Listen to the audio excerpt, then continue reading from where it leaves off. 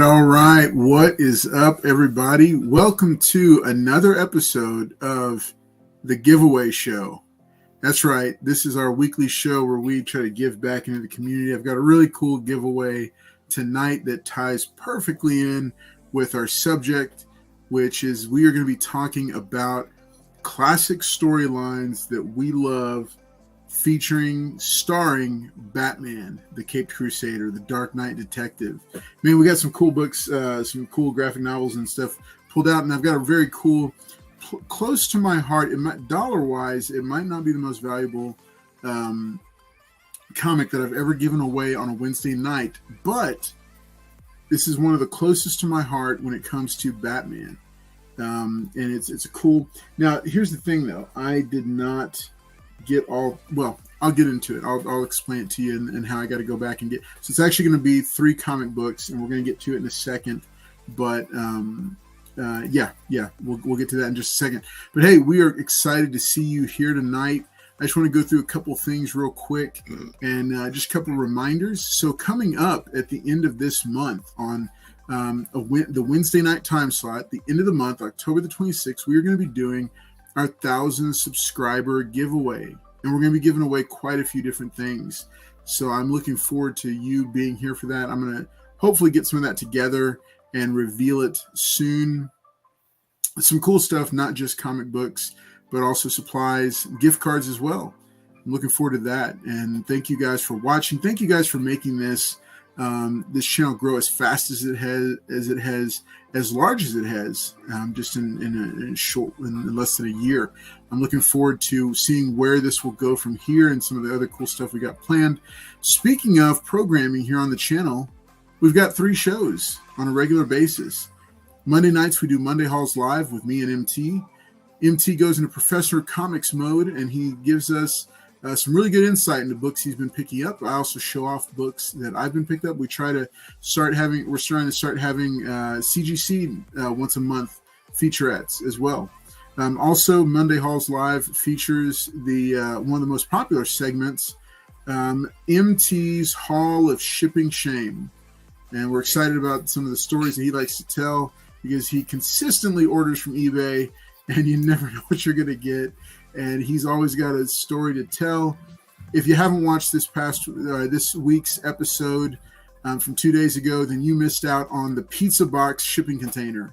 So make sure you go and check that out because that was one for the record books right there. If you have anything you want to submit, make sure and send MT a direct message with your picture of candidates for MT's Shipping Hall of Shame. We'd love to enter those in and start featuring those on Instagram.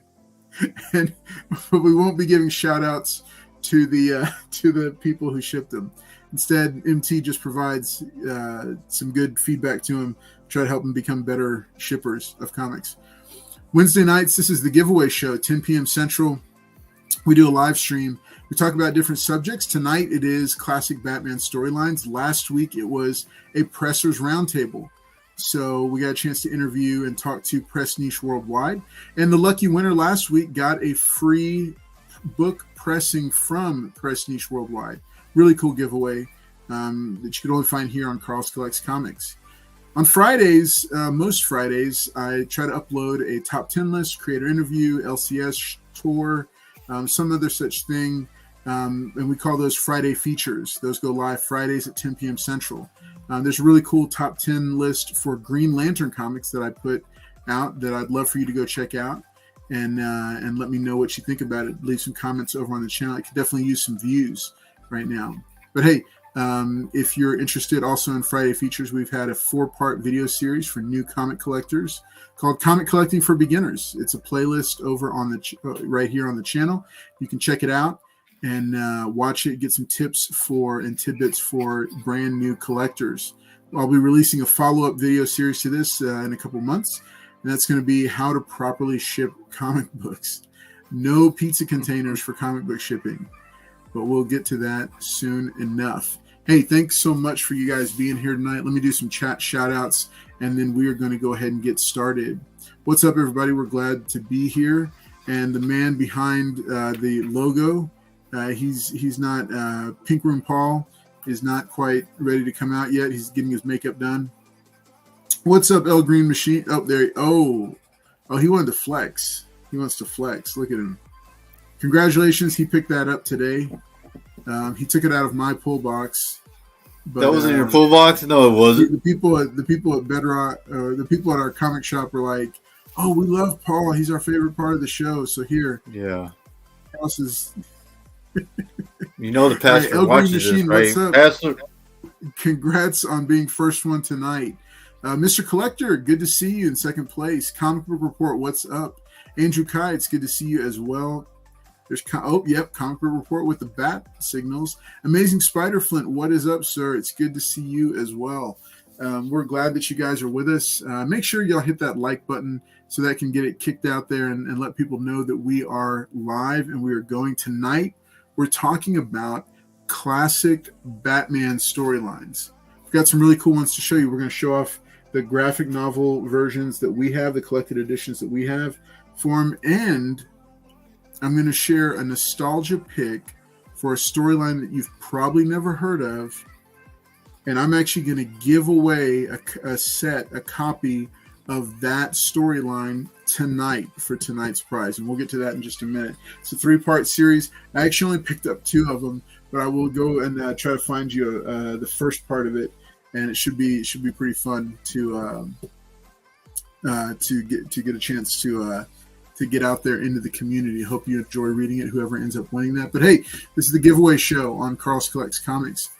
Paul, so you were showing off what you picked up this week. Let's take a look. Come on. What was that? I didn't pick up anything, man. Yeah, so Strictly and Carlos was sleeping. You boys out there, professional comics. And funny story, I got this before the Deadpool announcement. But yeah, had to get me one. One. But yeah. Now that book is nostalgic, or I mean not nostalgic. I'm sorry. That book is astronomical now. It's crazy. Yeah, insane. It is. Comic Book Report. This is one that has actually, I don't think, ever been collected in a trade paperback. So this is going to be an interesting book. You could probably find this book for, I mean, these are fairly inexpensive, but it was just a nostalgia pick for me, and it's not well known at all. All right, so Paul, do you want to kick us off with your pick for? All right, so my pick, I got this. So bear with me on this one. This one is pretty well read, but 1989, I picked up this book. Nice. I didn't pick up the issues at the time, but this is the 4th printing, 1989. So I probably was like 10, 11. And yeah, I picked this book because when I read it, because I was intrigued in seeing death in the family. So I was like, who in the hell is going to die?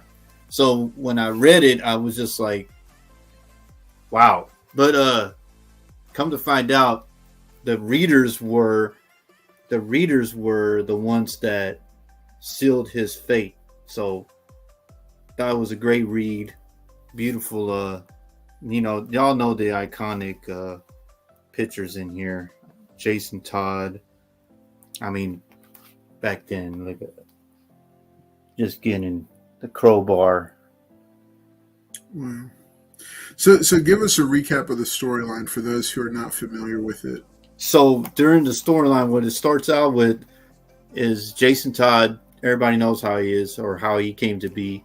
He was stealing the wheels off the Batmobile and became Robin. I guess Batman loved him so much, became Robin. But he was always that hot-headed young kid that was different from Dick Grayson. So in this storyline where it starts off at, they're trying to find his mother, his real mother. And supposedly like him and Batman are going on the same mission anyway because the Joker's over there doing no good. You get to vote. 1-900 number, you voted if he lived or died. So everybody knows what happened. Like look back here, it says the real murderers are the Batman readers. I think this one says the Boy Wonder is dead and the Batman readers want it that way. Wow. But yeah, man, it's a really great story. If you're into the Batman mythos. But like I said, young age that I was reading this really was like, wow, I was taken back about all the stuff that was going on in there. And then you have that iconic scene. Everybody's seen this one where he's just carrying him off. Wow. And what's crazy is that the page before sees him on the ground and he even checks his pulse. It's like Batman, he got blown up in the building, but he checks his pulse anyway wanted to make sure if he was still alive. But and what's funny is that so Danny O'Neill said it would be really sleazy stunt to bring him back. Well, Danny O'Neill, they brought him back. The Red Hood. Yeah. Great story. I really enjoyed it. Very cool. Yeah, so Paul mentioned this, and we had talked about it beforehand, and he was showing me the copy, and I went and digging. Now, mine is not as well loved as his. It ended up that on my shelf I had the 9th edition of the book. And you can hold yours up, Paul. Oh, so yeah, mine's there's differences in the cover. Yeah, like the lettering is in yellow, and let's see. It's a little bit, it's a little bit different, but it's pretty similar because I think this one came out. I guess it went to. If this was a 9th printing, it had a lot of printings of it. I know it was. I remember it, but like, so at the time that I was about 13, I think, when it came out, and I think it was about 13. And my parents had restricted us from using the phone because my sister to call the 900 number. she called.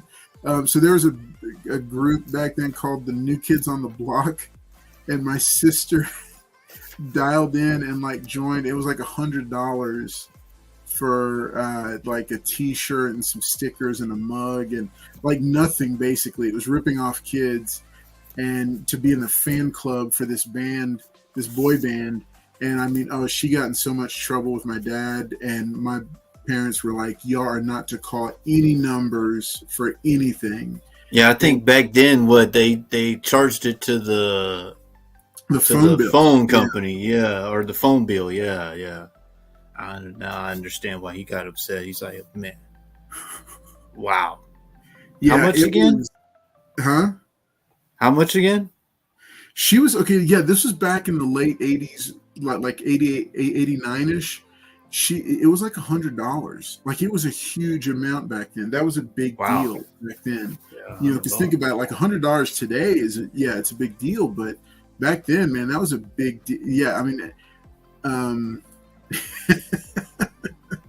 there's MT in the chat. Oh, MT's just mad because we're talking DC tonight. MT don't know nothing about DC. He's not on it. But yeah, so I fully agree with Paul. Like, if you haven't read this particular trade paperback, it's one of the most heart-wrenching ones that like Batman stories of all time. Granted, I think a lot of people at the time felt like Jason Todd was obnoxious because of, he was a hardened street criminal kid, so he was very different than Dick Grayson. Right. And so I think when and just people I guess pre-internet trolling decide to see, are they really serious about this? Like, are they really going to kill him off if we call in? And I think the margin was, I don't know if you looked it up, but the margin was like 40 or 60 something votes was all that was the difference between killing him and not killing him. I think it was cool that they actually let the readers or anybody call in and decide what his fate was. I thought that was a really good thing because you involved the reader. But like I said, I bought this and it was already out, but I have wanted to read it because I was like, wow, Batman, Death in the Family. And I didn't have to go chasing after the issues. Young kid, you didn't really have that money to go buy everything, but you could buy this $3.95 and read it. So it's still wild that they let people decide his fate. Yep, they let the DC readers. I told you, Newsweek Newsweek and USA Today, they were like, the readers wanted it that way. They wanted it.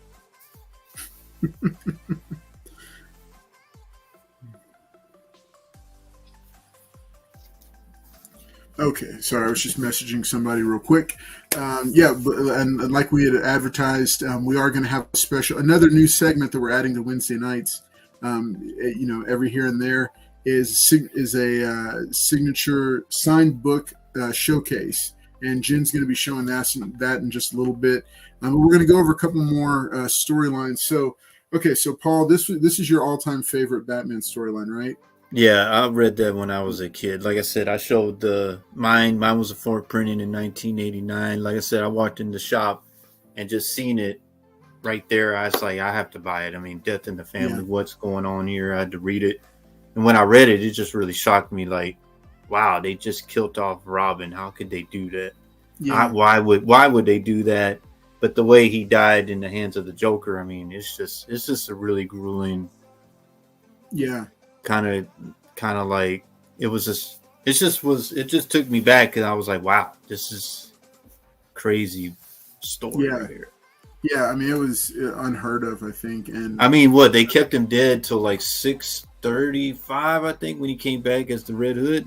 Yeah. I mean, that was one of the kind of cardinal characters that was not allowed to come back. It was like because Bucky, Jason Todd, and Gwen Stacy were supposed to stay dead. Of course, they all came back. They came back, yep. And what's crazy is that they have a cartoon of this, the Red Hood, but they have him teamed up with the Joker, teamed up with Ra's al Ghul.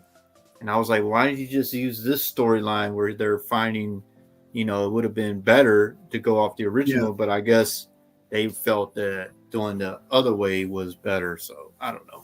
Because they have teamed up with Ra's al Ghul, and then Joker does the same thing, but it just has Ra's al Ghul tied in. So so tying off of that, A Death in the Family happened in 88, 89. Well, much later on, I think it was about 15 or so years later. Let me check the date real quick, because this is one of my favorite Batman storylines of all time. This is not the nostalgia pick. This was 2005. Wait. Yeah, it was originally in 2005, so it was about 16 years later. So Batman Under the Red Hood is one of my picks right now for classic Batman storylines. This edition was actually a gift from my brother, and so the cool thing about this one is it actually has the discs for the movie at the back in the hardback itself. So they're actually kept up here in the collector's cave with me. There's a lot of things I loved about this story. I think Judd Winnick is an incredibly underrated writer, and he was the one who wrote this. The idea of Jason Todd coming back was explored in another classic storyline that we're going to touch on in just a minute, but it wasn't officially him. When the way it played out, and I don't want to get into too many details because I really, really want y'all to read some of these storylines. But the bottom line is that a mysterious new crime lord comes to Gotham and starts to try to edge in on the drug trade. He starts to take it over, and he intimidates the other criminals. And he's calling himself the Red Hood, which was originally an identity of the Joker. But when he's finally unmasked in a classic issue, which is pretty high value now, when he's finally unmasked, it is Jason Todd. And he scrapes his head and get a DNA sample and gives it to Batman and says, hey, go check it. I am who I say I am. And we don't find out how he came back yet. We don't find out what the circumstances were of his revival, his resurrection. But all we know is that Jason Todd is back, and this just sends Batman on a frenzy. And one of the cool things about the story is they actually include Nightwing is part of the story, which I love the idea of juxtaposing the two first Robins, having Nightwing back fighting alongside Batman, but the one that they're fighting against is the second Robin, who's back to try to become a crime lord.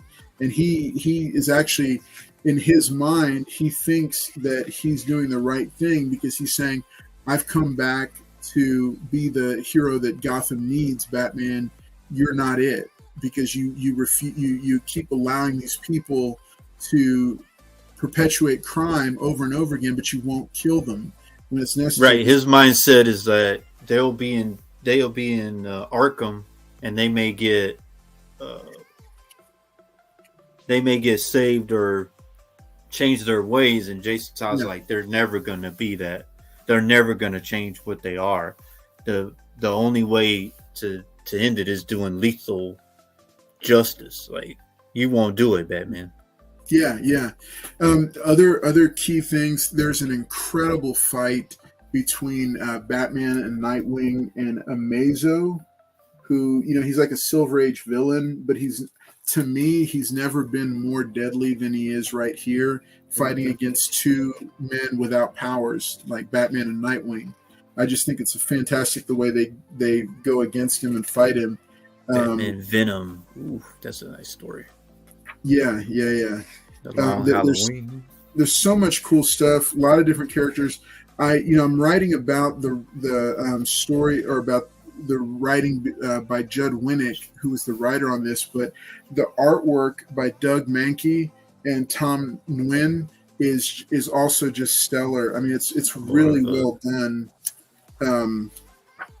really well done artwork. And so it's just like, look at, like, I love this one page of Amazo. I mean, look, dude, he looks so jacked, all the veins and everything. Man, it looks like you, man. Huh? Looks like you, man. Right, yeah, that's what I look like when I take my shirt off. The pastor. That big. The pastor. Here's one of just the fights between Batman and Red Hood here. Just great stuff. So Batman Under the Red Hood is in a lot of ways almost a sequel, even though it took about 16 years. It's a sequel to Death in the Family. So if you're going to read Death in the Family, I would absolutely pick up Batman Under the Red Hood as well. I'm not going to lie. What Hector just said is true. I mean, he wants to get back. Yeah, there's I think more than 20 different ones. I mean, there's a bunch of stories. Let me do a quick shout out. If you like the idea of collected editions and easing your way back into trade paperbacks, there's a great channel that you can check out. He's here in the chat. It's called the Comic Book Report, and what he does is almost exclusively reviews trade paperbacks. He reviews the construction of them, the current printings of them.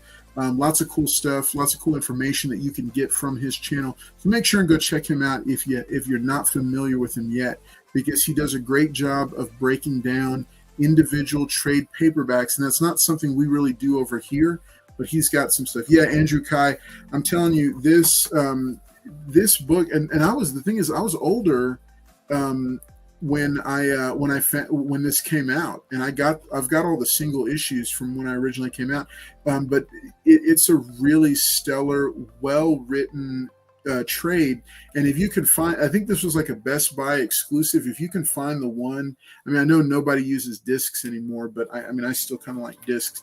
You can find the one like at a half price that maybe has the discs in it and is the comic as well. I mean, this was one of the coolest gifts I got that Christmas from my brother and my nephews. So, Paul, tell you what. Okay, yeah, let's go to the one that kicked it off, or that we were talking about that kind of came between these two. This is another classic storyline. So this is Batman Hush. This was a series written by Jeff Loeb and with art by Jim Lee. I have a hardback collected edition that's called Batman Hush Unwrapped. This is all that. Hey, what's up, Emily Day? It's good to see you. So the cool thing about this unwrapped hardback, and I found this at a half-price book, so I did not pay full retail for this. It's a $40 cover price book, but I got it for I think like 18 at half-price books. So this is all the original line work from Jim Lee without the color and the inking. The inking. These are the pencils, and it's just a beautiful, lush book. Like, it's just beautiful to look at it this way. You can still read it because it's got all the dialogue.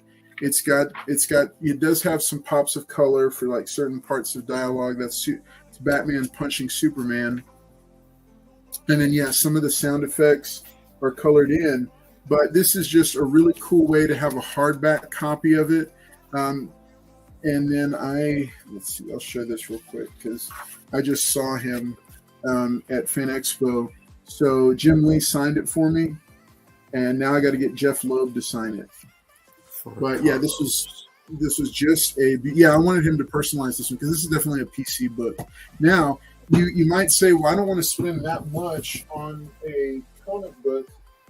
Well, you can also they also do have them in individual collections, collected editions. So there's a part 1 and a part 2 for this, and this has it as it was published. It's like the full color version.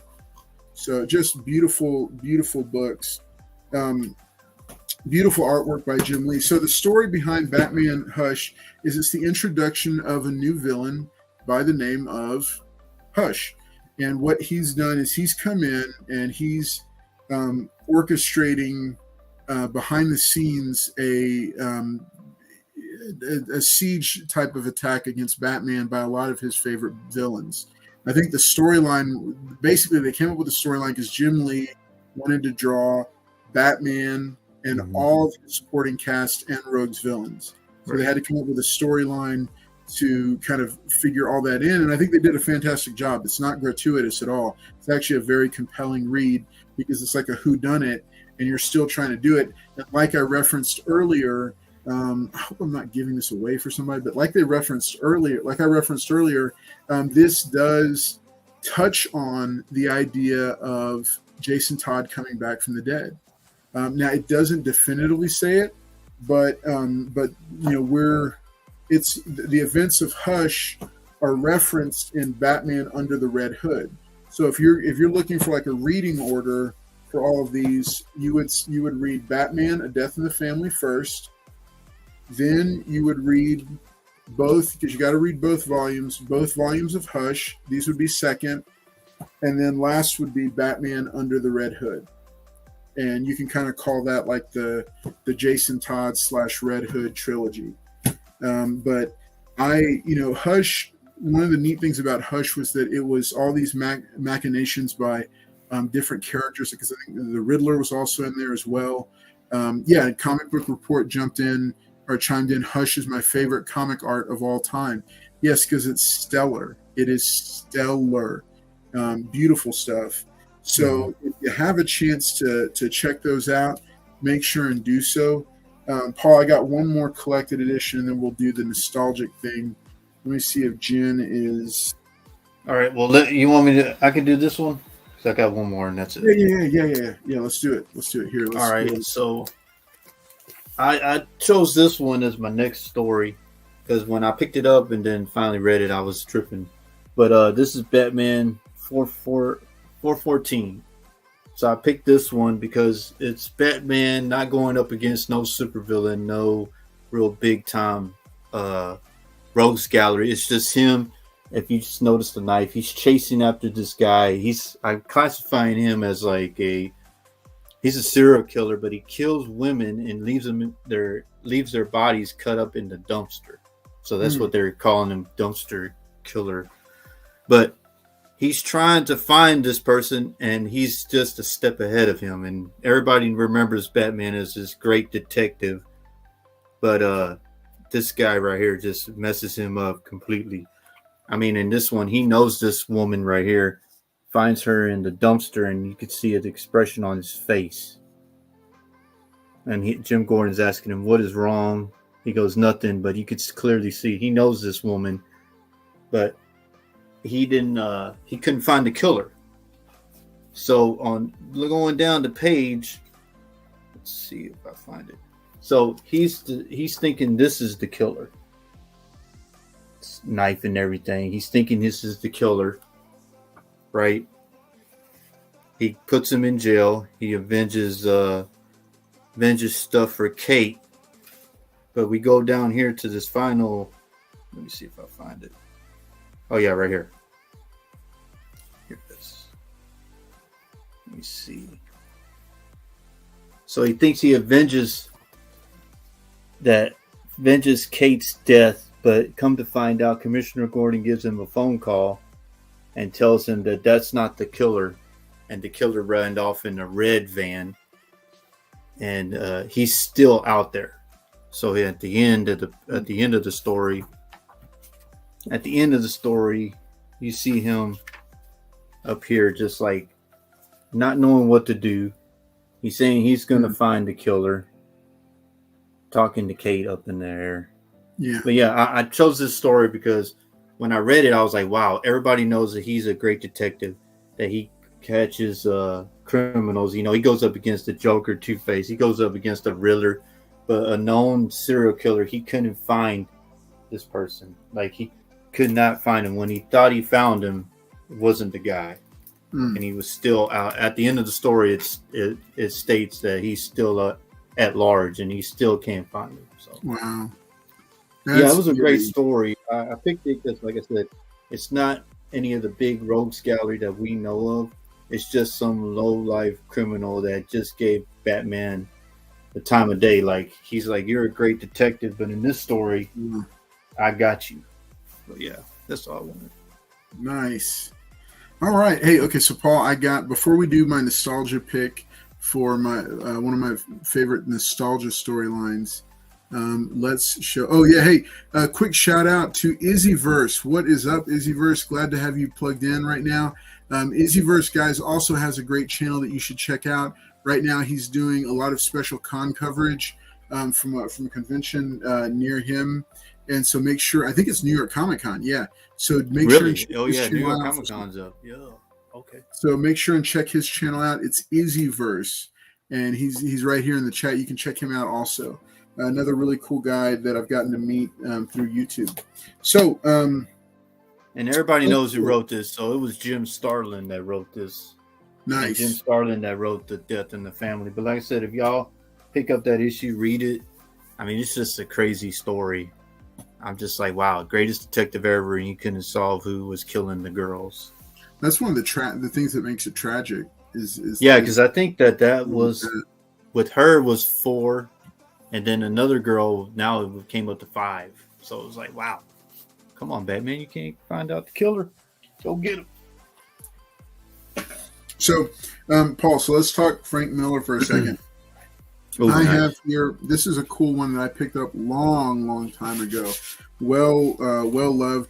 So this is a genuine leather, the complete Frank Miller Batman. I'm going to show this off. Dark Knight Returns. Yeah, so really beautiful book. Frank Miller, Batman Year One, Wanted, Santa Claus, Dead or Alive, and The Dark Knight Returns. And then here's it. Like, the original price on it was only $30. No way is this book like this today. No way. And look, it's just got this beautiful foil stamped artwork on the front. So what this does is it even has one of the placeholder ribbons for books, for fine books to read. That's to hold your place when you're reading. I don't ever use those because I read the whole thing. Yeah. So this collects the 4-part Batman Year One storyline, which had art. Year One. Oh, okay. Yeah. So it's got Batman Year One to start, and this was written by Frank Miller with art by Dave Mazzucchelli, I think. Yeah, it was Dave Mazzucchelli. It's beautifully represented here. Let me get to a really nice splash page that we can Here's one. This is Batman's getting attacked by the Gotham Police Department, and then Catwoman and the girl that is like her charge, are sleeping.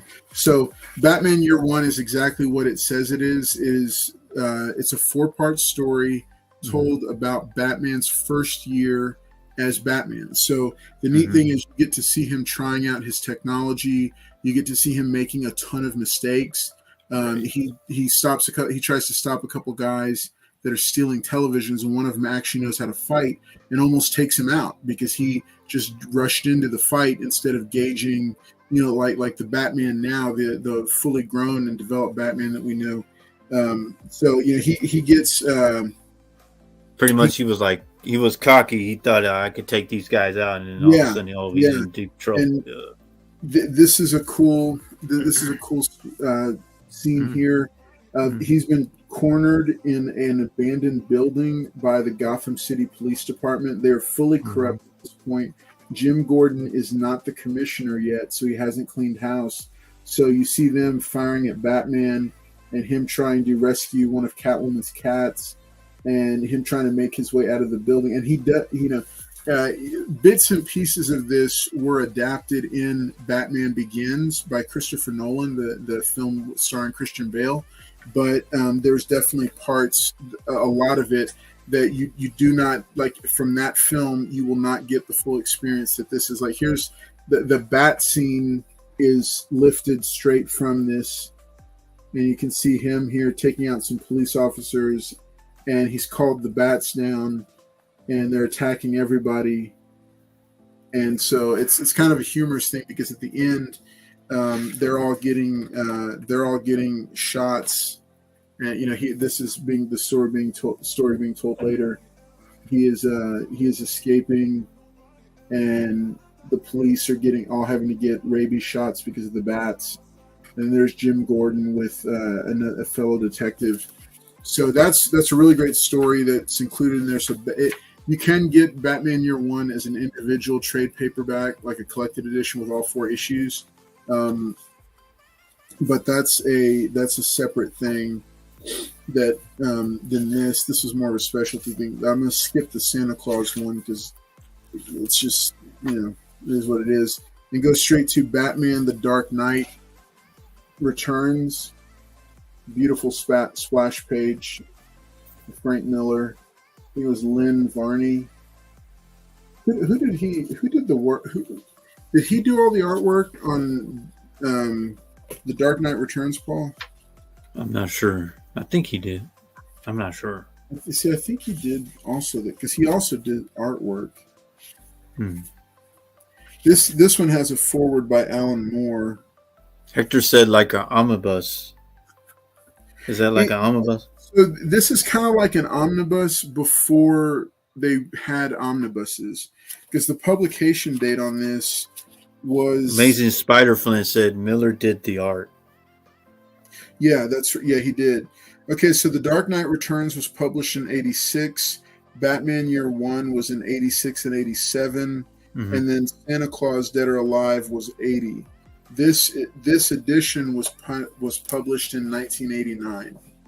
So like this particular leather bound edition, so this was in 89, and it's now the thing, it doesn't have any extra bonus content, which I tend to like in my when I buy a collected edition now.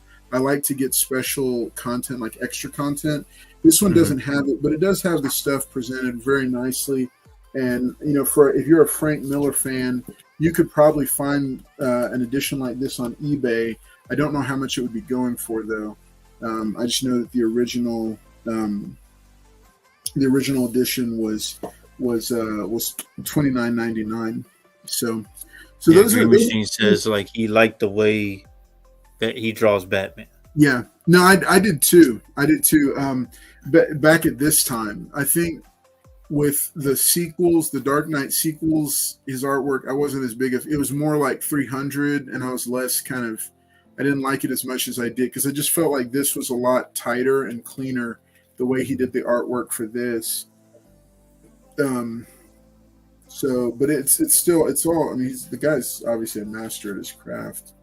Just great stuff. It's definitely stylized. It's not like, look at that. That's Superman talking to Ronald Reagan about taking Batman down. Oh yeah, when Dark Knight Returns. Yep. Yeah, yeah. Yeah, Frank Miller is still alive. He's got a CGC signing, a private signing for CGC coming up right now. But this is the kind of thing, like the Jim Lee one, if I can get to a convention that he's going to be at, yeah, I would absolutely get this one signed by him. Mm-hmm. So, yeah, this was a really fun collected edition to have. I've enjoyed that over the years. So there's okay, so we got one more, and then I think Jen. We find out where Jen is. Okay, I don't see anything from Jen yet. Okay. So here's what we'll do. We'll go ahead and I'll introduce the giveaway, and then we'll get the giveaway going. And we'll do it that way. Let me see. Let's see. Let's do a good old-fashioned monster race randomizer. Okay, so the storyline that I was talking about that I've referenced is a nostalgia pick for me. It's actually a 3-part series in my mind today when I went by my LCS to pick up some copies of it, because I am going to give away these. I'm going to give away a total of 3 books. Hopefully, this was also published in 1989. So 89 was a big night or big year for like my Batman stuff. All right, so the name of the storyline was called Tulpa.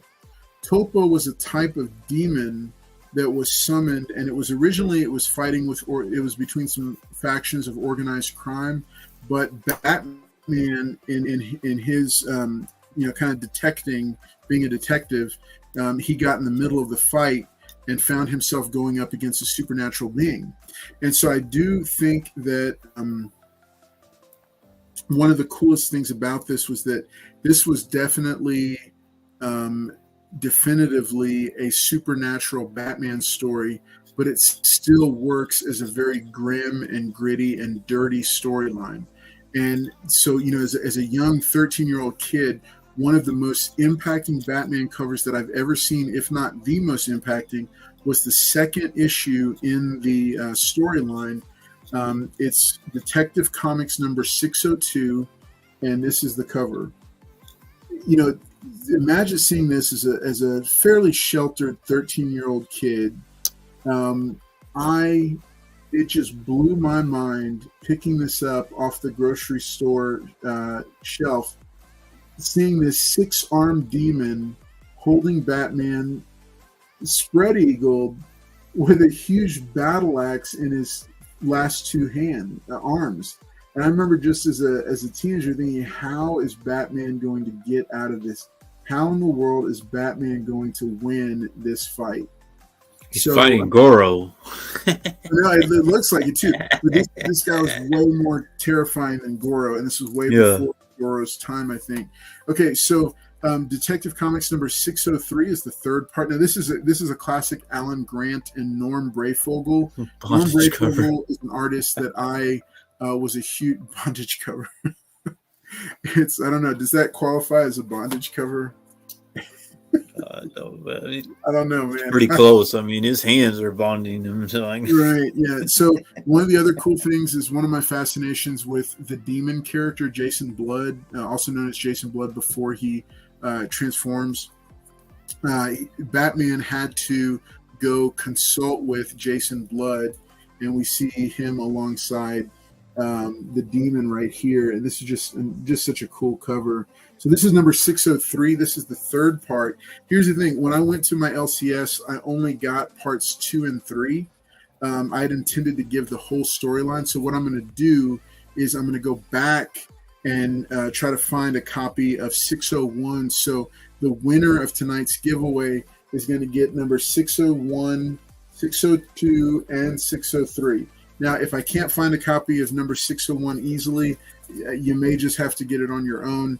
But I just think I thought it was such a cool giveaway. So I love this storyline as a kid. I hope that whoever wins it gets, I hope I'm able to find 601, and then I'm able to send 601, 602, and 603 so you can get the whole storyline and enjoy it. And I hope that you do enjoy reading it.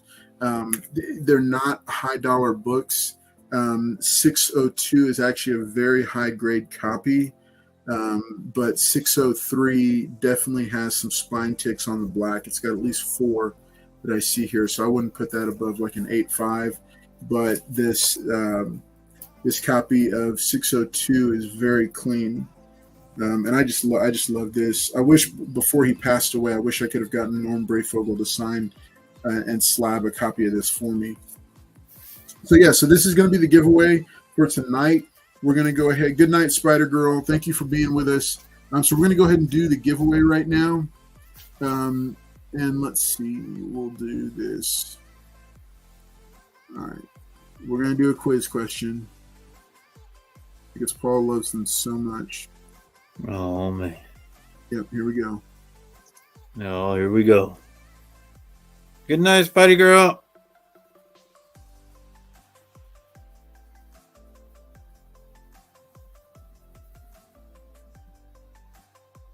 And here we go. Paul did say this earlier tonight and earlier in the episode. Quiz question. How old was Paul Comics when he read Death in the Family? He did say it earlier, folks. So. Oh, wow. Yep, Mike Bravo got it. Mike Bravo, you are wrong. Daniel, you're wrong. Oh, come on, what? Neon. You're wrong, too. Wait, no, what? You said it was. Yeah, I mean, Mike Bravo got it, but I was. Yeah, okay. You're just. Turok number 1. That is the correct answer, MT. Tony Stakes. Yeah, the correct answer is 10. Paul was 10 years old when he first read this storyline. All right, so I'm going to go ahead and start putting these in. Paul, do you have any other storylines you want to share? No, those are the only 2 that I had that I really were into. I agree with you on the Hush one. That was a really nice one. I think Hush was a childhood friend of his, right? Yes. Right. That's the deal. That was the deal. Yep. So if y'all didn't know, your boy picked this up to date. His name was Tommy something, I think. I have no idea. I forgot his name already. Forgot his name. 5th grader reading dark stuff. Paul, what did you read when you were 22? Oh, man. I don't even. Improv, Paul. There you go, Green Machine. Oh, I don't know. You put me on the spot. I don't really have another Batman storyline.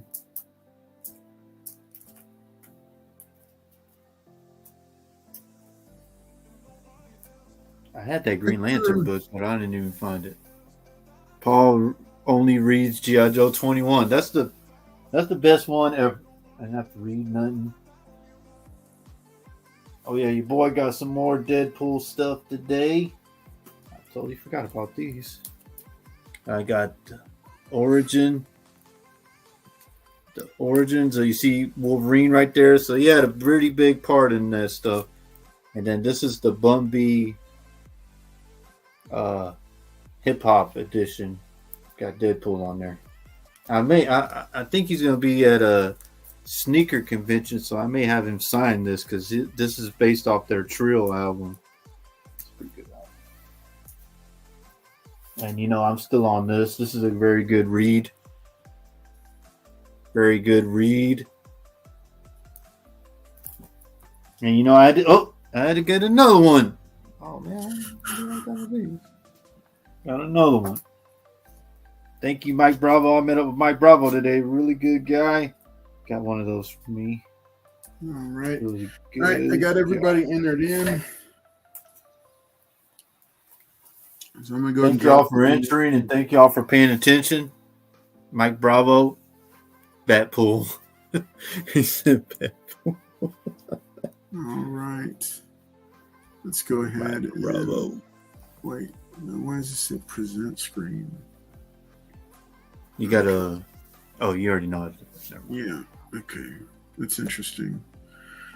Alrighty. Oh, here we go. Okay, let's do a 45-second monster. Wait, whoops.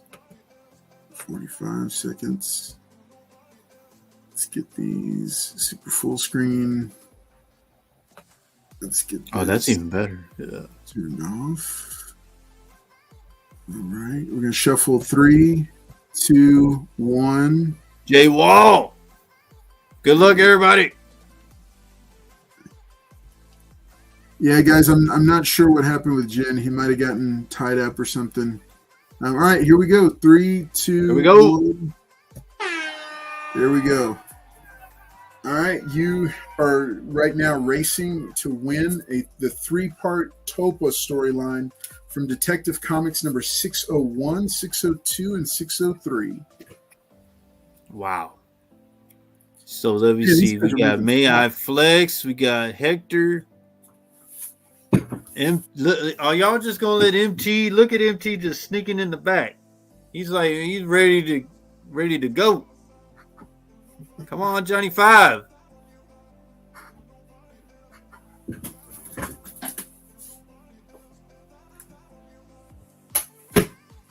We'll see. Uh-oh, the Green Machine. Wow. All right, El Green. I know you don't run that fast, Green Machine. Congratulations, El Green. Glad that you got it, buddy. Where's MT at anyway? I don't even see MT. Oh, there's MT way in the back. He says his monster looks constipated. All right. Damn fat boy won. All right, so El Green, congratulations. I think you've got another win from us. So this will go in. Oh yeah, you do. You have the. You also won the Secret Wars Mr. Fantastic giveaway. So here's the deal. If you didn't know, we are shipping once a month. That helps us avoid overspending on shipping like that would have just happened if I had already sent El Green's first winning out.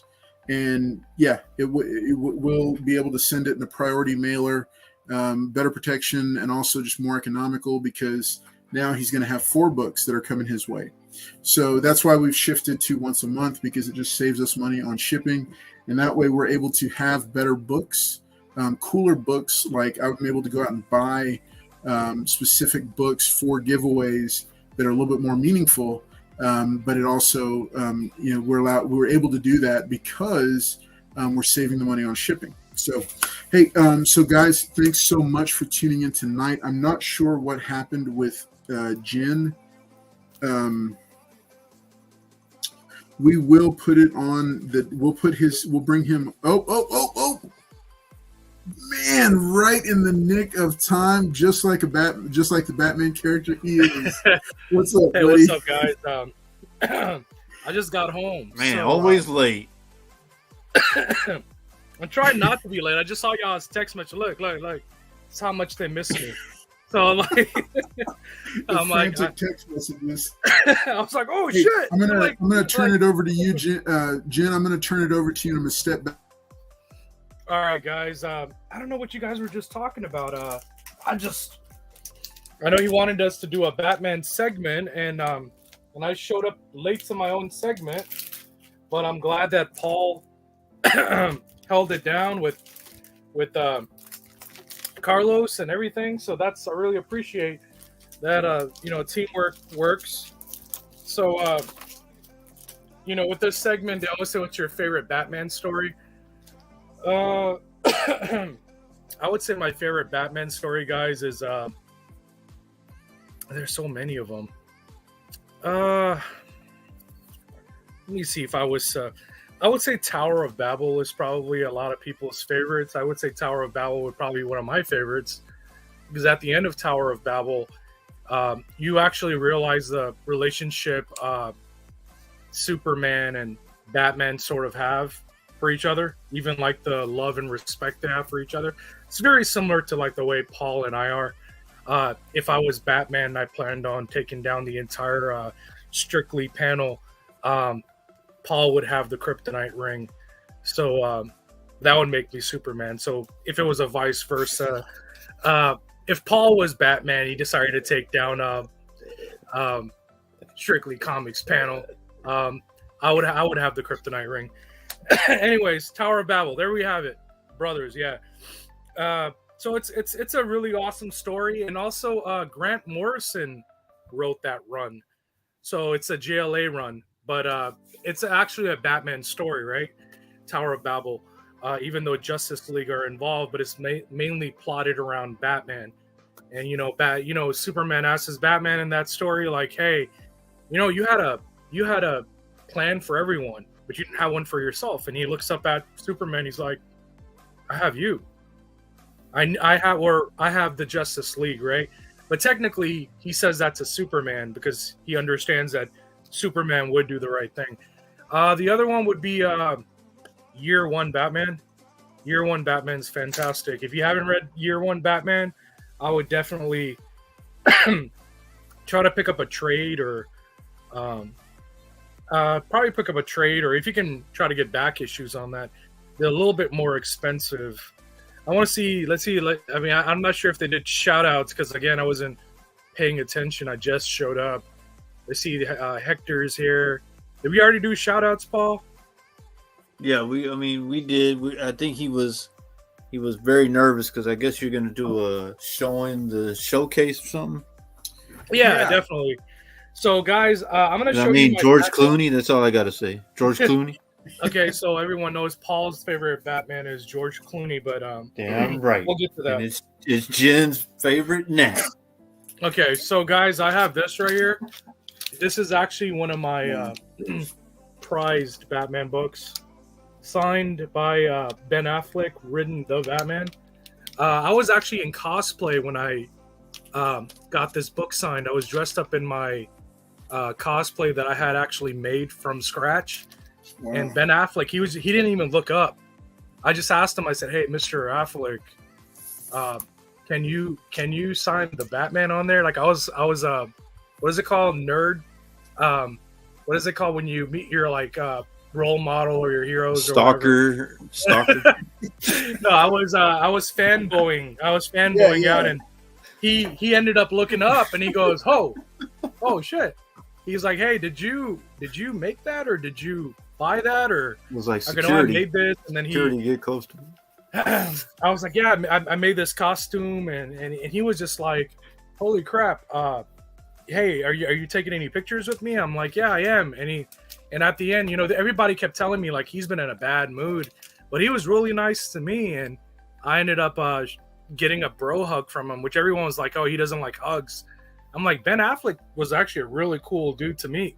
But I did see the pictures. If you go on my Instagram, you'll be the future Batman. You'll be able to find my order. He's actually giving me my Batman helmet that I made, and I'm like retrieving it from him. And at the bottom of the picture, it says, "And the mantle is mine." Or some shit. Or it was something cheesy. It was something like stupid and cheesy. I mean, just show the book, man. Nobody wants to hear your love story with. It comes with the story. Actually, when What'd you do? You went on one knee for Ben Affleck? I left that area, guys. I left that area screaming, I hug Ben Affleck. I hug Batman. And then he looked up, and I looked back at him, kind of like, hey, did he look back? And I saw that he was kind of chuckling and smiling at that. Yeah, you ain't lying, comic book champ. All right, so here's another thing. Let me see, guys. It is a bromance. Also by another underrated Batman, I would say. I think there's only one really bad Batman, but we're not going to get to him just yet. Mm-hmm. This is signed by Val Kilmer, the Batman with the best jawline. Clearly I don't have that. So, because I like food. No, so signed by Val Kilmer, also written the Batman at the bottom. He's cool, man. I don't think I've met a bad Batman yet. Meeting face to face, but he was great, man. him getting cancer is like, it's like the worst thing ever for a Batman fan. It's like, because he is Iceman. He is the Iceman. He was a great Batman. I think he was very underrated. He can't speak. He had the voice. He had the voice. He had the look. He just didn't have the script, right? He It's can't him and speak, Ben Affleck. right? Huh? He can't speak, right? He can't. Yeah, talk. I mean, at that time he actually could. He could speak, but now he can't really speak. You know, because back then he was kind of like, right. So then I'm gonna go down to our screen, prized possessions and so forth. All right, so and I have this one right here. This is actually a reprint of Batman 1940. It's the original, like the original Batman 1, but it was reprinted in was reprinted for Gabriel Delato's cover. But, you know, Gabriel Delato did the Michael Keaton suit. You know, that's a Michael Keaton. If you look really closely at the belt, that's a Batman Returns belt. Oh, yeah. And because of the likeness, I had Michael Keaton sign that. So this is also signed by Michael Keaton. It's just, I don't know if there's that many copies out there of this book, but I was very blessed and happy to meet Michael Keaton. Now, did he talk to me? No, he didn't. They had him like working like a mule. Like he was just signing books, and he was not allowed to talk. Yeah. And when you do that to a actor, or especially of his caliber, they're not going to want to come back for comic conventions. I don't know. I mean, if it's not, I mean, I'm not saying it's like that with all of them, but the fact that he was able to, you know, have so many fans come out for him, and he wasn't able to really shake hands with them, I think that's kind of lame. Well, I think Jack Nicholson was. Do you remember how much Michael Keaton's signature was? His signature was $200. I think $200. What? That's really inexpensive. Are you kidding me? Yeah, it was like $250. Jack Nicholson made that movie, man. Yeah. So again, Michael Keaton. I'm actually trying to get the scene with. I'm gonna find a good artist for this book eventually one day, and it's gonna be with, you know, Catwoman on top of him, where he's like, they're talking about the mistletoe and stuff. You know, mistletoe. Yeah. Oh, for Batman Returns. And a kiss can be as deadly if you mean it. That I want that scene on that book. So, anyways, I'm just. Who signed the back? That was Michael Keaton. Michael Keaton signed the back of that too. Yeah. I know Edwin Strictly. He said that, man, it'd be so dope if you were able to get, you know, Michelle Pfeiffer on here. I was like, yeah, but Michelle Pfeiffer doesn't really do comic cons. Well, she's in the MCU, and a lot of them will start to do that kind of stuff. Oh yeah, she's in the Ant-Man, right? Yeah, she plays the mother. Right. So, all right. So this is my only Beckett graded book, and when I jumped at the opportunity. Now, did I meet the guy? I didn't meet him, but again, I jumped at the opportunity to get a book signed and then have it graded through them. This is pre-Beckett. This is like, sorry, not pre-Beckett. This is pre-CBCS owned Beckett. So back when Beckett was actually grading comics. So this is a Beckett graded comic. It's not actually graded, it's authenticated. But again, like I had to, it's sealed, and it even has but it's signed by Christian Bale. A lot of people's favorite Batman, right? Batman, I would say, right? Well, he's not my Batman. He goes that whole. Not my Batman either. He's not my Batman because, you know, he goes around like he has cancer. You know, like he and Chris and Val Kilmer, you know. Anyways, we're not even gonna get into it. It's gonna turn into a really bad joke. Where thought about it and I was like, you know what, I'm not gonna go there. He signed this one, and I was if it wasn't for Heath Ledger, I wouldn't know nothing about that. Yeah, Heath Ledger. Extremely happy to have this one to my collection. I have every every Batman. I even have Adam West. I I actually have a card of his. No, that's the second one that I like, Adam West. Adam West, yeah. Mhm. Okay, so then I have this one, guys. This is signed by Mark Hamill and Kevin Conroy. I had them both write down the characters that played on the Batman animated series. Nice. He wrote down the Batman, and he wrote down the Joker, and then got him right there. Now I would love to get Alex Ross to sign this one day, and also Paul Dini. If I was to get the two of them to sign this, I think, and also so that's Harley Quinn and DC continuity. So. Yes, it is. There you guys go in the DC continuity. That's what I just So that was very, very cool to add to my collection. I do have a Adam West signed book, and a lot of people are be like, "Oh, well, where is it?" Well, it's not really. It's not a book per se. It's more like a card, and it has like a cover of like the things that he would use on a book. And then I have this one right here, guys, that I actually have kept out of the light. Now, the thing is that I want to actually take this. It's a check, by the way, guys. It's a check. But I want to take this. It's a check, and I'll show you what it is. Okay, so I want to take this, and I want to create a display, maybe with a check and then the credit card, the Batman credit card next to it. And the credit card says Batman on it. And then you'll have like a photo of George Clooney, because this is a George Clooney signed check. It's a George PSA Clooney signed check. Yeah, this is George Clooney. The best Batman ever. Best Batman ever. There you go. I got his. You know what would be a trollish thing to do, guys? I got his account number right here, and so do you guys. But if we were to send him like 1 cent from like everybody watching on this channel right now, if we were to send George Clooney 1 cent to that account, he'd be like, "I keep getting cents, like send into my account number, right?" I just want to say that I keep getting cents. I don't know where they're coming from. I just want to say that this guy, you can Superman 3 him, and just send him like a few cents here and there. He's like, "I don't know who keeps sending me cents." No. But you know what? He's the like, channel does not endorse that. So I want to just say that Jen is always giving me. do that. He gives me a hard time about that. And look what he has. He has a signature of the greatest Batman person ever. What? Enough said. So, remember, I think the only Batman that I'm missing, guys. That's a great. Well, there's two Batman.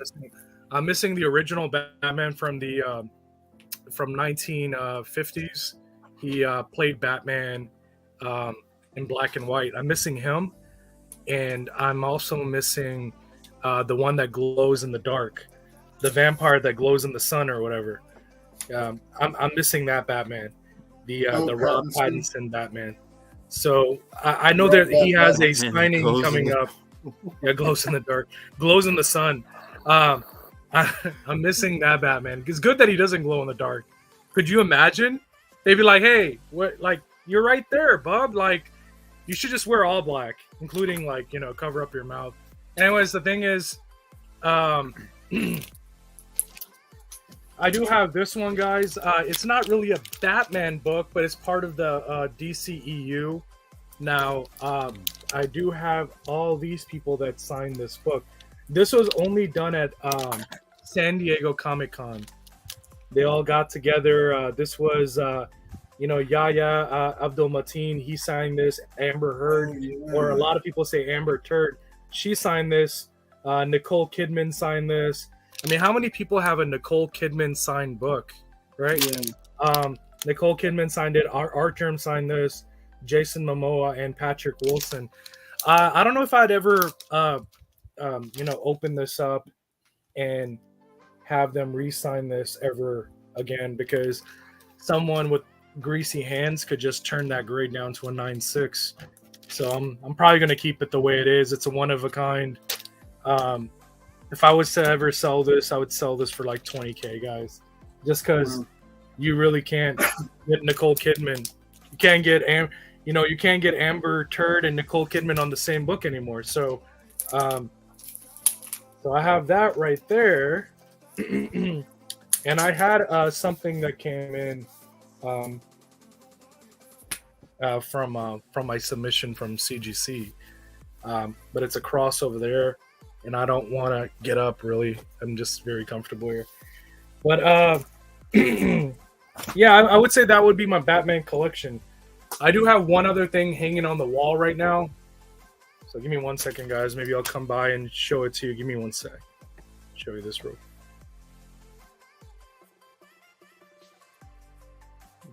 What happened? He's gone. All right, let's go ahead and bring it back into here. All right, guys. So hey, he's taking a quick break. He's going to go grab something. But thanks again for watching. If you're just tuning in right now, this is a brand new segment that we're debuting, featuring the future Batman, Jen, and he's doing a signed book showcase. And so we asked him to grab some Batman books because the theme for the show tonight was classic Batman storylines. And so we said, hey, Jen, he has a really impressive collection. I don't know if you're like me, if you're as impressed as I am, but for him to have almost every film Batman actor's signature on a different piece, that's really impressive, because some of those guys, like, they don't do like the convention circuit. Like you don't see them regularly appearing at certain places. And for the books to be graded, yeah, that's pretty cool. I'm most excited. The one I love his Ben Affleck Batman story about getting a bro hug from him, and then I love the fact that he got both Kevin Conroy and Mark Hamill to sign a book, because they actually are two of my favorite renditions of the characters. The two of the favorite actors that I enjoyed the characters the most on. So. Paul, what do you think? I mean, I wasn't even paying attention until he showed the greatest Batman ever. He showed George Clooney, but on a check. I don't know. It was kind of like on a check. I thought he was gonna have like that's kind of. I thought he was gonna have like this beautiful thing of George Clooney, but he had a check. So I was like. So Paul remains unimpressed. I am impressed. Yeah, I mean, there, like everybody else in the chat, we were just like, okay, until George Clooney showed up, and then everybody was like, you just seen all the comments. Everybody's like me, George Clooney, they like him, best Batman ever. So, yeah. All right, guys. Everybody is, yeah. So that's Paul right there. Everything is. Yeah, Batman. I was just like. Yeah, but as soon as he showed George Clooney, I was like, that's it. Yeah, it's really hard to try to show all your Batman slab collection thing off. But so the other thing that I did get signed by Michael Keaton was this one right here. This is actually what I want drawn on that blank cover, but I have it like, on my wall. Oh, yeah. So he signed that. Yep. I would never sell that, guys. It's something that I'm always going to keep on my wall and everything. So ended up having that also, and then there's also this one right here. I got so many things, and I'm like, we're laughing about this. You're showing off these great books, and look what he's doing, Jen. Oh yeah. So here you go, guys. I dressed up as Batman, and then look, I was like, hey Ben, get your serious face on. I mean, look at that. Like, look at Ben Affleck's face. Look at Ben Affleck's face. He's ready to run. I was like, give me. Well, look, man, look how tall we are, man. Ben Affleck's ready to run. Look at him. He doesn't want to hold the. Ben Affleck is 6'4", 6'5". I'm like 6'3", and I was like, Ben Affleck, I'll be your Nightwing. I'm like, so Ben Affleck, did he want to be in the picture, man? He was ready to run, man. No, he was I told him to get his game face on, man, and he was like, oh yeah? I go, yeah, man, you need to get your game face on, Ben. Heck's wrong with you? You give him you didn't even want to hold the helmet neither. Oh, man. So yeah, that's from That's from You see the Batman. interior right here, guys. Yeah, So that's we're- from Batman Enter the Night. Yeah. I Oh, remember. wow. So even the interior. What is that? That's Batman Enter the Ended Night, up right? putting some cushioning inside here, guys, and it took me a while to make this. And then again, I was wearing this, and he looked up at me and he goes, "Oh my, like, you look like me." Like I was like, "Hey, come on, Ben." He says, "When can I run?" Ben is like, "When can I run from these nerds?" See that? Like lights up right there. What the hell? You didn't? Please tell me you didn't turn the light on that man. I did. Like I turned it on. Why would you do put that? all that What is together. wrong It took with me a you? while, man. It wasn't easy. What is wrong with you, man? It was fantastic. I was like, "Hey Ben, I'm gonna show you this thing that I made," and I was like, "Hey, but what I want you to do is I want you to give me your mantle," and he's like, "Let's do it." And he was, "I'm like, get your serious." He didn't look, let me see the Get your picture serious again. face on. Let me see the picture again. Come on, Let me see Ben. the picture. Oh, That does not look like a guy that was ready to. He was like, look, he was about to bust out laughing. He was Look like, at him. He's not like- even smiling. He's like, look at me. please, I was like, just take "Oh, the damn. snap, I would Ben Affleck." I was like, holy snaps, you're tall too. Okay, so here That goes. looked like a guy that did not want to even be in the picture. No, he did. He totally loved it. Anyways, all right. So he didn't want to be there, to be honest. So I had talked to him about that, and he was just like, he showed up from Michael J. Fox. Michael J. Fox had a personal thing that came up, and I guess people over in Fan Expo, he owed a favor to him, and he showed up. So, and they took really good care of him. All right, guys. No, I don't agree with that, Hector. Heath Ledger made up that movie. Okay, so Go ahead. Whoa.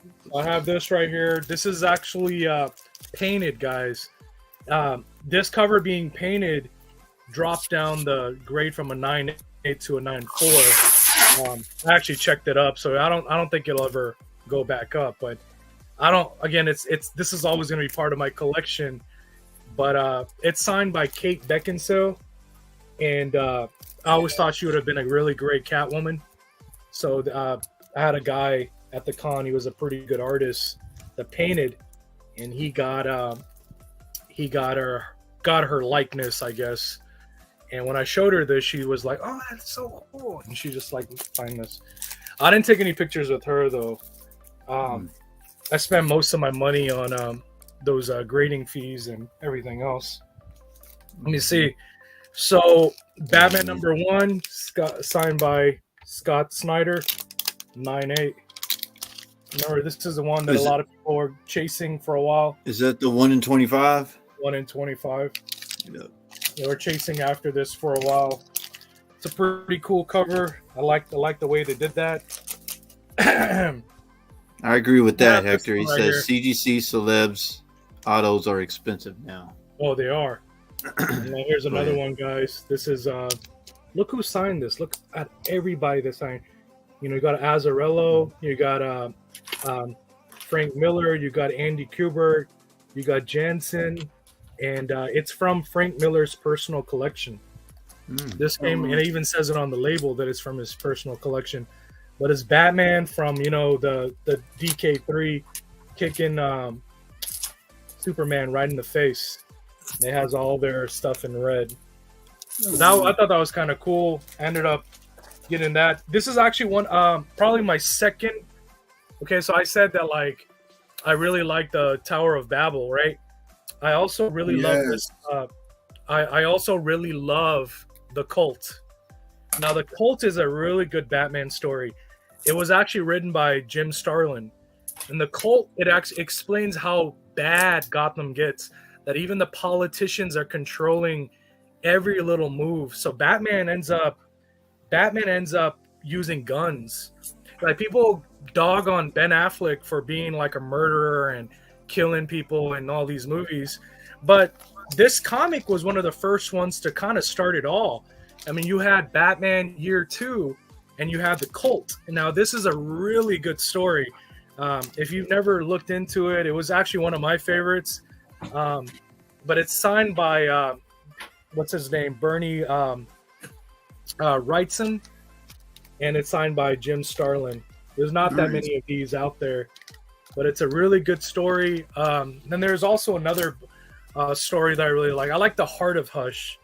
Like, you know, a lot of people love Hush, but I actually like the sequel, even though the artwork for that book is total trash. Like, I don't like, it's very I know that certain artists have certain styles, but it's almost like I can't even enjoy the book when I read it, because of the art is just like, it's just very cartoonish.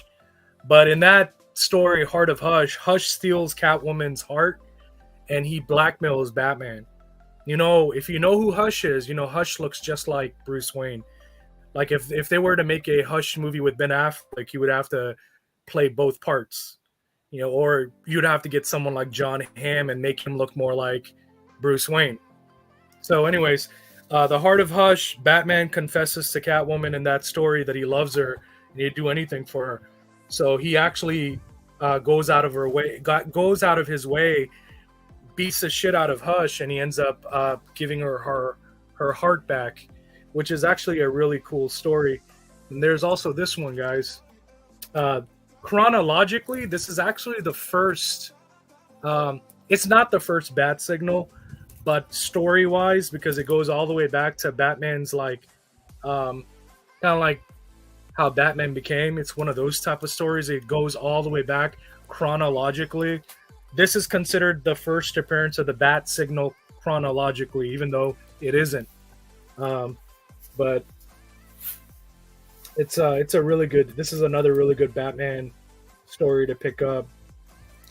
What's written on here: one by one they'll hear my call, then their wicked town will follow my fail.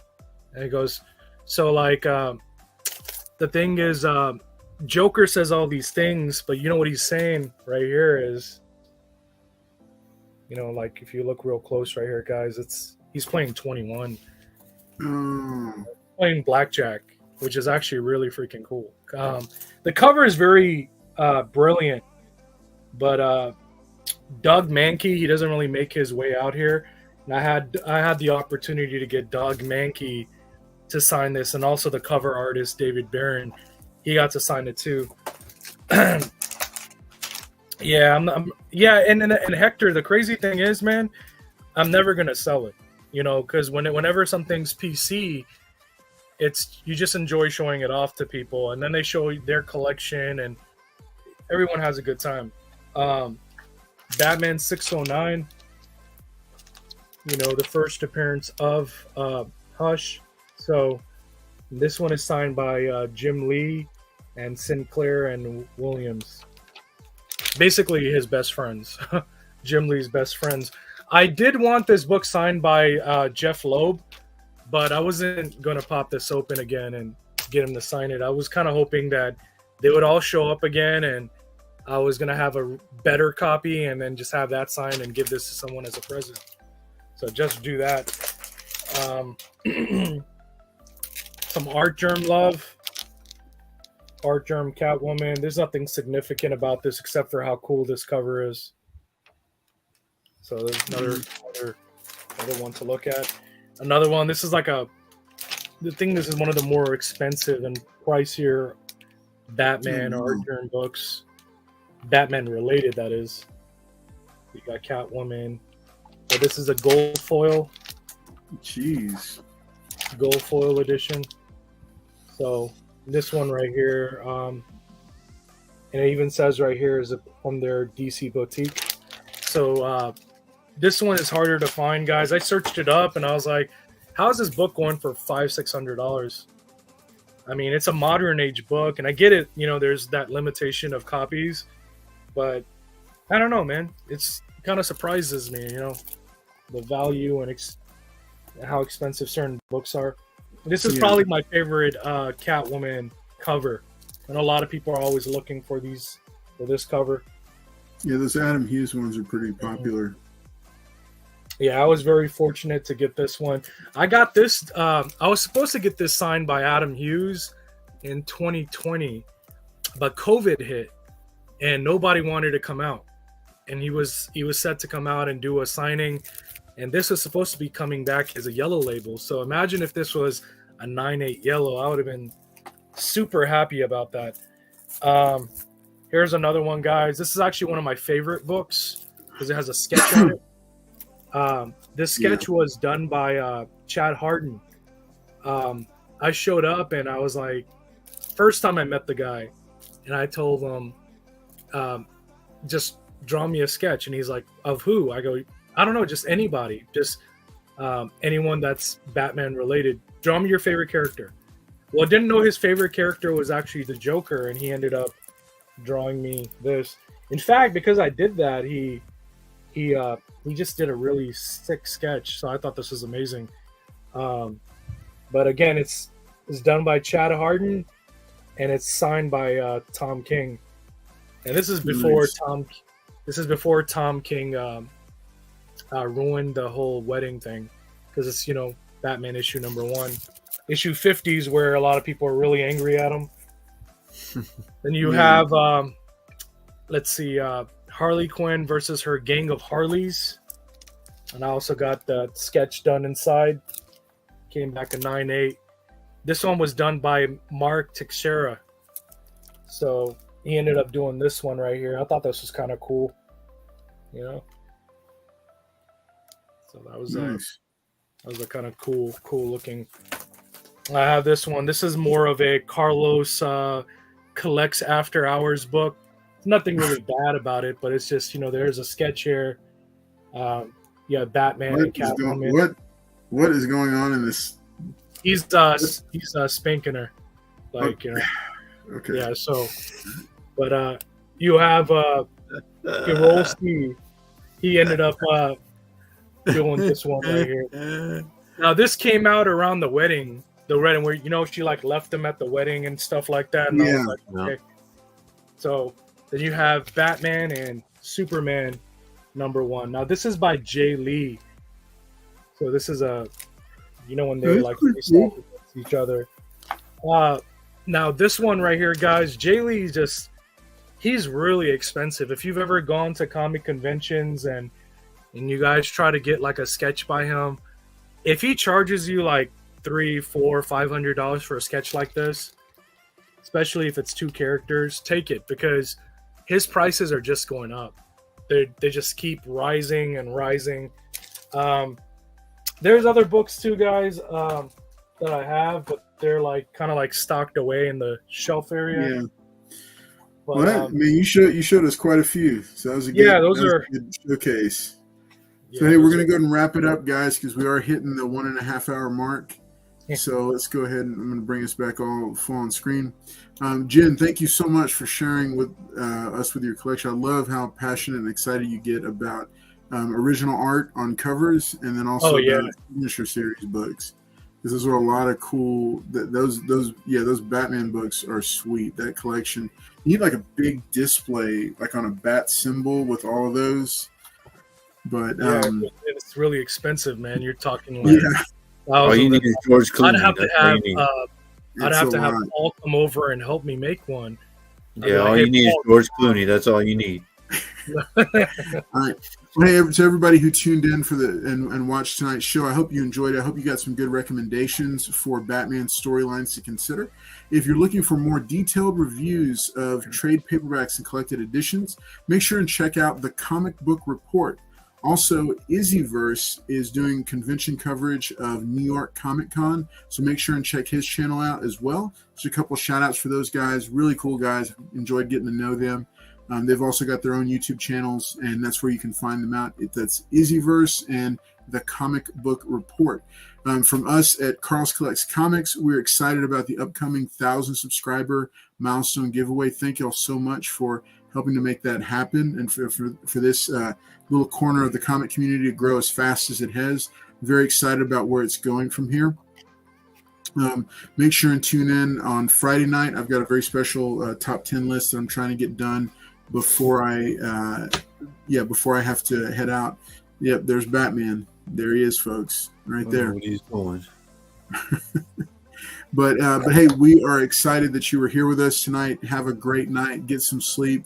From all of us at Carl's Collects Comics, thank you for tuning in tonight and for being a part of this community. We will see you next time. Bye-bye.